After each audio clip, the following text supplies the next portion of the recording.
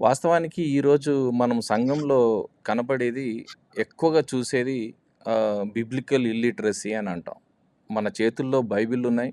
దేవుడు మాట్లాడినటువంటి ఆ ఏకైక గ్రంథం మన చేతిలో ఉంది. చాలా స్పష్టంగా మన మన భాషలో మనము కలలుగనే భాషలో దేవుడు మన చేతిలో తన వాక్యాన్ని పెట్టినప్పుడు ఈరోజు సంఘంలో వాక్య పరిజ్ఞానం అనేది ఆహ్, ఎంత ఛాలెంజింగ్‌గా ఉందో, ఎంత తక్కువగా ఉందో దాన్ని ఆసరా చేసుకొని సాతాను ఎలాంటి జిమ్మిక్కులు చేస్తా ఉన్నాడో మనం చూస్తా ఉన్నాం. ఆహ్, అందుకోసం ఈ ప్రశ్న అడుగుతా ఉన్నా. అంటే ah, can a layman be a theologian? Layman, every Christian is a theologian. Yes. అది వాళ్ళకి నచ్చినా నచ్చకపోయినా, వాళ్ళు ఒప్పుకున్నా ఒప్పుకోకపోయినా, hmm. They are theologians. The moment they speak about, వాళ్ళు బైబిల్ గురించి, వాళ్ళు బైబిల్‌లో ఉన్నటువంటి దేవుడి గురించి మాట్లాడినటువంటి మరుక్షణమే hmm. They are theologians. Hmm. కాకపోతే ఎలాంటి థియోలోజియన్స్ అనేటువంటిది ప్రశ్న. హ్మ్. వాళ్ళు నిజంగా అక్కడ ఇక్కడ తీసుకున్నటువంటి మాటల్ని బేస్ చేసుకొని వాళ్ళ యొక్క దేవుడి గురించినటువంటి జ్ఞానాన్ని బిల్డ్ చేసుకుంటున్నారా? హ్మ్.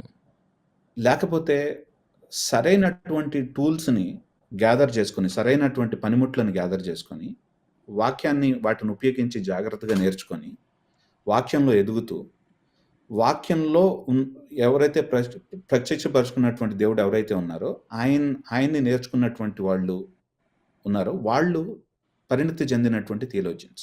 హ్మ్. మన కల్చర్‌లో ఉన్నటువంటి ప్రాబ్లమ్ ఏంటంటే, చాలామంది లెవెల్‌లో థియోలోజియన్స్‌గా ఉంటున్నా సరే, పరిణతి చెందినటువంటి థియోలోజియన్స్‌గా అవ్వట్లేదు. హ్మ్. కానీ ప్రతి ఒక్కళ్ళం కూడా పరిణతి చెందినటువంటి థియోలోజియన్స్ అవ్వాల్సినటువంటి అవసరం ఉంది. ఇలా అయ్యేటువంటి ప్రాసెస్‌లో కొంతమంది యాక్చువల్‌గా సెమినరీకి వెళ్ళి పరిణతి చెందేటువంటి థియోలోజియన్స్‌గా ఉంటారు. హ్మ్. కొంతమంది చర్చ్ ప్రొవైడ్ చేసేటువంటి ట్రైనింగ్ ఏవైతే ఉంటాయో, బాడీ ఆఫ్ క్రైస్ట్‌లో రకరకాలైనటువంటి ట్రైనింగ్స్ ఉంటాయి. ఇప్పుడు RTF national conference, it's one kind of training ground. Yes. తర్వాత మనం ఆర్‌టీఎఫ్‌లో కండక్ట్ చేసేటువంటి ట్రైనింగ్స్ ఏవైతే ఉంటాయో, మనం చూపించేవి, for example black or white shows ఉంటాయి. తర్వాత హ్మ్. మనం సోటీరియాలజీ షోస్ చేస్తున్నాం. ఇవన్నీ ఏంటంటే బేసిక్ లెవెల్ ఆఫ్ ట్రైనింగ్‌ని జనాలకి మనం ఇవ్వటం, కొంత పరిణతిలోకి వాళ్ళని తీసుకువెళ్ళటానికి మనం సహాయపడటం. హ్మ్. అది దేవుడిచ్చినటువంటి ఆపర్చునిటీస్ పీపుల్‌కి.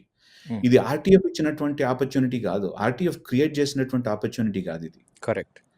దేవుడు తన శరీరాన్ని ప్రేమించి, తన శరీరంలో అనేక మంది పరిణతి కలిగినటువంటి థియోలోజియన్స్ అవ్వాలి అనేటువంటి ఆయన యొక్క హృదయ అభీష్టంతో ఆయన ఏర్పరిచినటువంటి ఆపర్చునిటీస్ ఇవన్నీ కూడా. హ్మ్.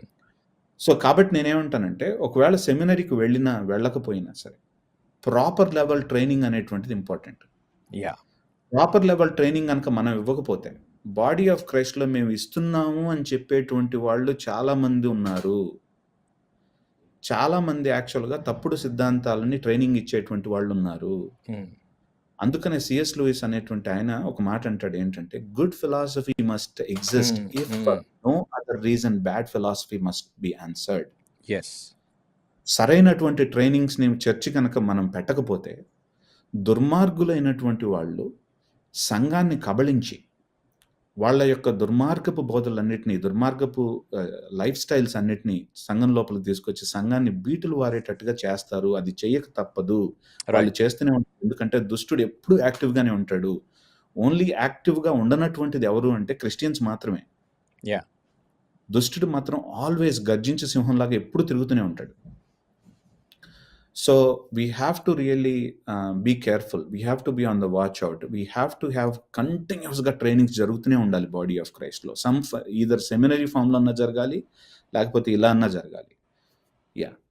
యాహ్! మత్తయి సువార్త 7వ అధ్యాయంలో ప్రభువు మాట్లాడుతా ఉన్నప్పుడు, అబద్ధ ప్రవక్తలను గురించి మాట్లాడుతా ఉన్నప్పుడు, అంత్యదినాలను గురించి మాట్లాడుతా ఉన్నప్పుడు చెప్పినటువంటి మొదటి సూచన ఆహ్, అబద్ధ బోధకులను గురించి. అంత మాత్రమే గాకుండా సాయి, నాకు చాలా ఆశ్చర్యం కలిగించే విషయం ఏంటనంటే, ఆ బోధ క్రీస్తుని గురించిన బోధన. యెస్.